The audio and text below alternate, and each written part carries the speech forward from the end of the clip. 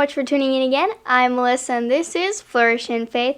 And today we're going to be talking about what is up with the Bible, which is basically where I'm going to describe how to read the Bible, what does the Bible say about itself, what is the Bible, and so much more.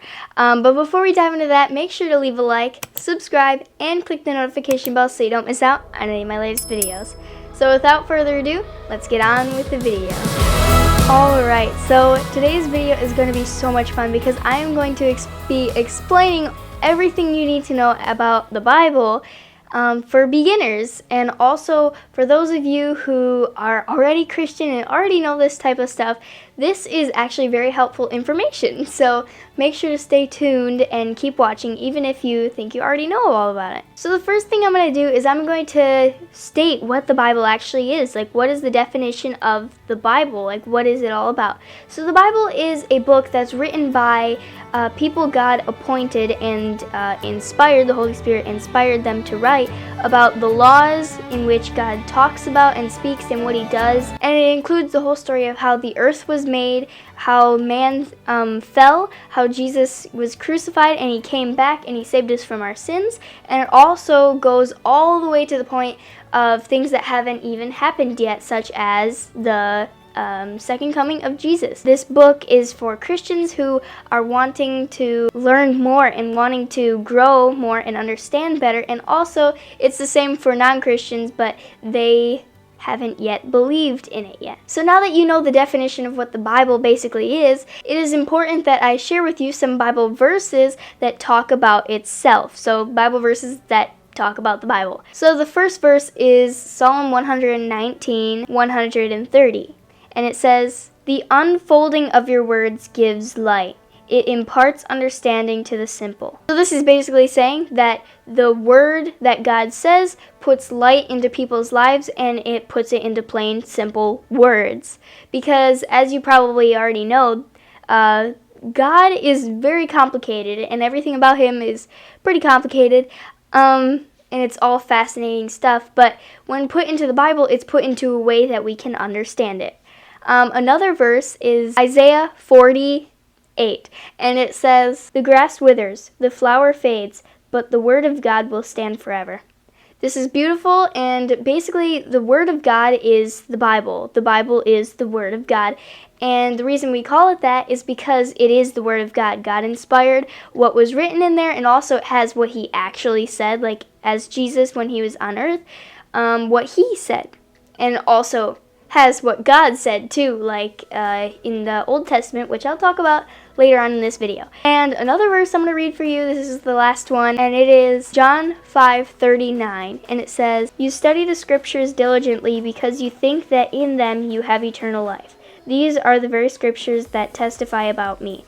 And this is so true, because when you read scripture and you learn about Jesus, then that is where you're finding salvation. Not in the fact that you are reading the Bible, but in the fact that you are learning about Jesus, and Jesus, when you believe in him and you repent of your sins, that is salvation, that is eternal life. And then just to name quickly a few: Matthew 4:4, Isaiah 55:10-11, and Psalm 19:7-11.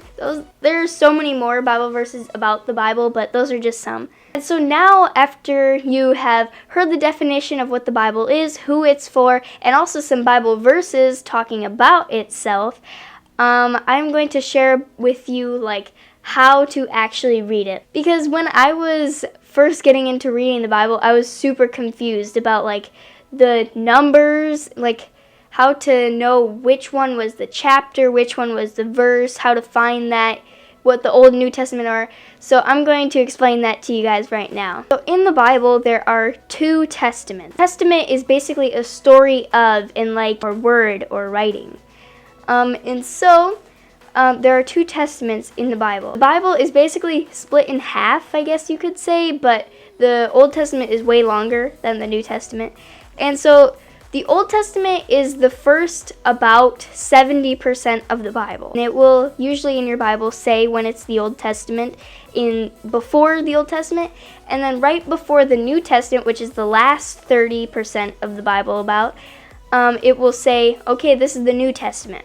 Now, the Old Testament is basically all the way from the beginning of creation of earth and all of that, going through Moses, Noah's Ark, all of that stuff, the Ten Commandments, all of that.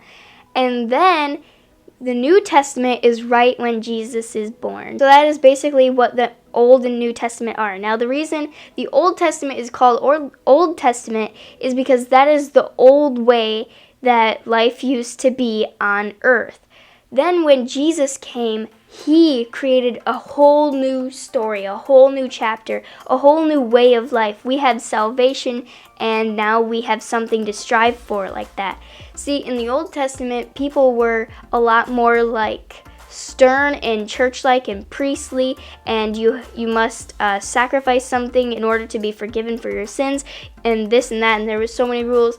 But now that Jesus was right away born in the New Testament, it's a new story, a new way of living, which is you don't need to kill an animal to get forgiven of your sins. There's this whole new outlook on life. So in the Old and the New Testament, those are like the big chunks of the Bible.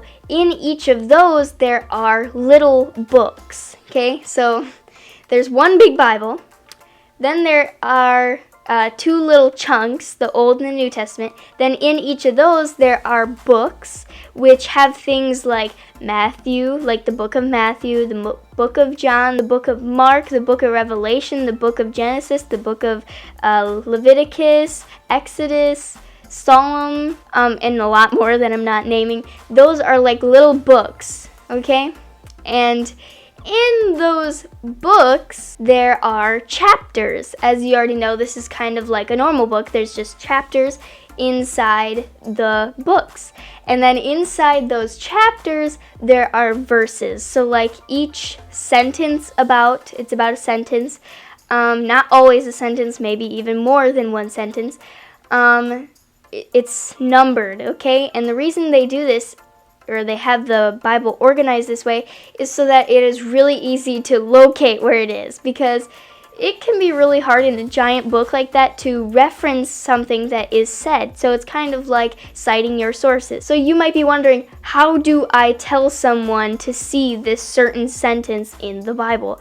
And I'm going to teach you in just a second. Now, the first thing you do when you are reading out loud what verse you want to share is you don't read out the chunk of the Bible, the section of the Bible. You don't read out like Old Testament or New Testament, because you really don't need to. You just need to find the small book name, okay? But if you want to be helpful, you can be like, in the New Testament, in this example, in the New Testament, in Matthew, the small book name, and you say the chapter, and in this example it would be 2. So Matthew 2, and then you would say the verse. So you would say the small book name, then you would say the chapter number, and then you would say the verse number. So in this case, I'm using Matthew 2:5. That would mean that you would go and look for the book of Matthew, where it says Matthew probably at the top. And then you would look for the second chapter of that one, and then you would look for this verse. So hopefully that's not too confusing. And then when someone says, yeah, let's do Matthew 2:5-7, now what do? You go to the book of Matthew, you go to the second chapter, you go to verse, and then you read verses, okay, that are there. So I can see how that might be confusing to some of you, and it definitely was for me at the beginning of me reading the Bible. And the last statement I want to say is to read your Bible. It is so amazing to read the Bible and to understand what God has done and said and the whole story about that. It's truly an amazing love story. Really encourage you guys to read the Bible, and also comment down below if you have any questions of like, how do I do this with the Bible? Like, what does this mean? Why is this there? You know what I mean? So if you thought this video was helpful to you, please share it, and also leave a like, comment, and subscribe if you enjoyed it, and also click the notification bell so you don't miss out on any of my latest videos. So thank you guys so much for watching, and bye!